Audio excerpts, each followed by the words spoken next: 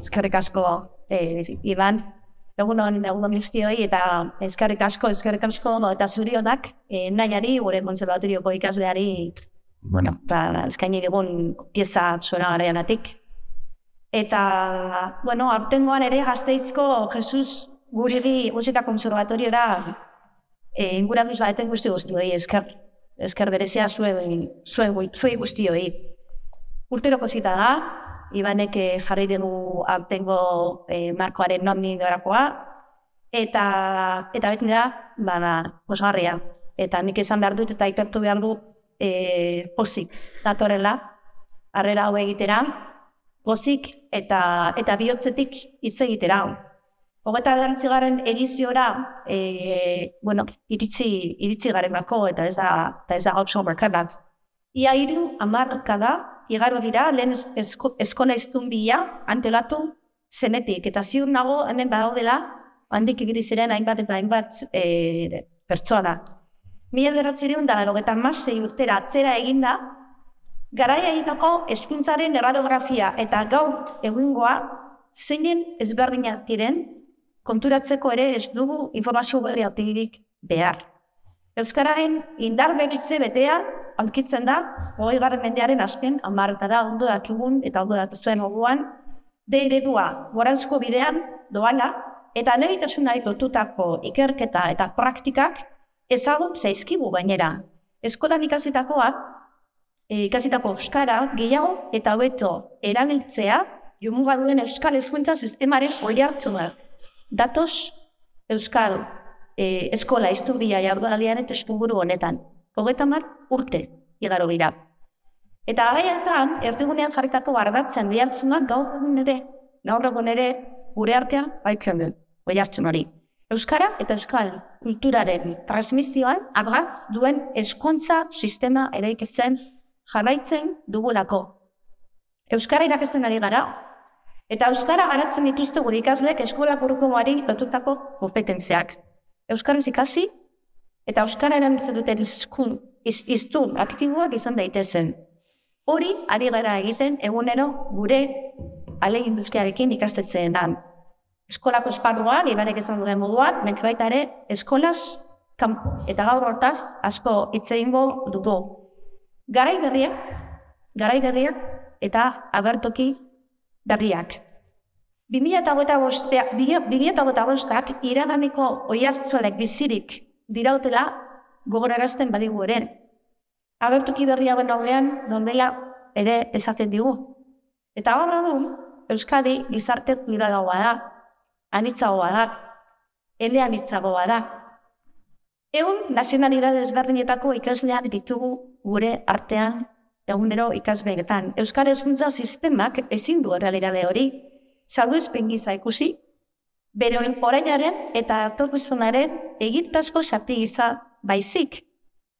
Eta argazki berri baten aurrean gaudela, danok dakigu, eta argazki berriak erakusten digu, horri erantzia dela gure egitekoa, indizioz, determinazioz, eta ideia berriekin, baina beti ere, motivazio handiarekin. Egunero egiten duzuen moduan.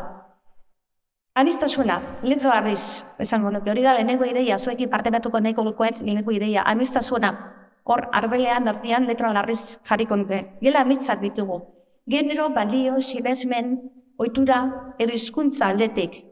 Alderdi guztietatik gara anitz euskal gizartean eta gure ikastetxeetan. Ondo dakizuen moduan, 2023ko gure lege berriak aniztasunaren trataerari buruz, sakontzen duen ertz ezberdinetatik heltzen dio. Eta hor egun, eskola iztunbia jardunaldietan gauden heinean, hizkuntzen eremuari begira jarriz azpimarrak batzuk egin nahi ditut. Nik esan dut aniztasuna dela gure hezkuntza sistemak duen oinarrizko balio bat. Eta horrela sentitu behar dugu guztiok. Elkartasuna, elkarlana, erdigunean jarriz. Eta askotan, eta uste dut ez dela lehenengo aldia ideia hau partekatzen dudara zuekin, edo beste eragile batzuekin, eta benetan sinisten dut, euskaratik aniztasuna bezarkatzea dela etorkizuneko gure belaunaldiei eman diezaiokegun ekarpenik hoberena eta aberatzena benetan sinisten dut. Gustatuko litzaidake labur Eusle programa aipatzea, erdigunera ekarri nahi dut Eusle programa. Apostu sendo izan da guztiora. Alegin handiarekin, mimo handiarekin, eraikitzen, garatzen, aldatzen eta aberasten joan garena. Eta programa honi esker, euskalduntzen ari gara gure ikasleak, baina hori bakarrik euskarara eta euskararekiko atxikimendua sortzen ari gara gure ikasleen artea. Jakina hori guztia zuen konpromisoarekin, irakasleen konprometituekin, baliabide eraginkorrak erabiliz, esku hartze berriak implementatuz, eta jakina gaur gure lehenoak esaten duen moduan, lankidetza berriak tokarriz gure familiekin, kultura ezberdinetako familiekin, eta jakina gure herrietako pertsonekin. Eta nik izan behar dut, erronka berriak badauzkagula, baina une oso importantea eta ilusionagarria dela guztiontzat. Eta aukera berriak irekitzen zaizkiguna. Aniztasunen nagusiren eremuan, euskarak erronka handiak baditu ere, leku propioak izan behar du. Eta guztien artean egin behar dugu euskarak ikastea. Euskara ezagutzea, euskara ikastea. Euskara erabiltzeko aukerak sortzea. Euskara ikasgelan, ikastetxean, kalean, plazan. Euskara esperientzia positiboei lotuta eskaintzea.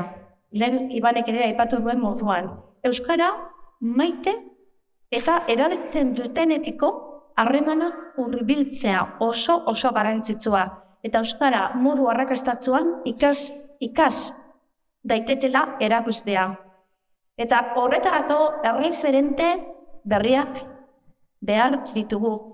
Lidergotza berriak behar ditugu. Eta benetan sinisten dut, eta hau baita askotan esan dut ez da, baina oraindik sinisten dut, oraindik orain, eskola den erronka handi honi heltzeko, dugun biderik eta lekurik sendoena. Eskola da lekurik sendoena gure herritarrak euskarara ekartzeko. Ikasle eta familia guztien atxikimenduan indar egiten dugulako. Ikastentzeak tresna, funtsezko tresnak direlako euskararen indar berritzea benetan helburuei heltzeko. Eta eskola dalako eta ikastetxea delako etorkizuneko belaunaldiak beren hizkuntzaz, beren kulturaz harro sentiarazteko. Hori da gure lana, egunen egiten dugun lanan.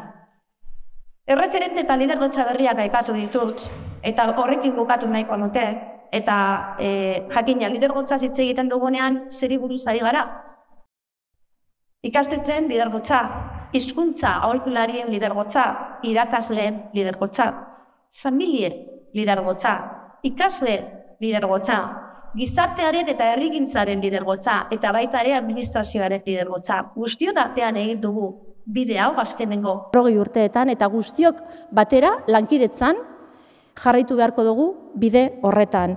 Eta zalantza barik momentu honetan aipatu beharra daukat lidergotza horretan ere autu eta proposamen berriak jarri ditugula mahai gainean hezkuntza sailetik eta gobernutik. Eta aipatu nahiko nuke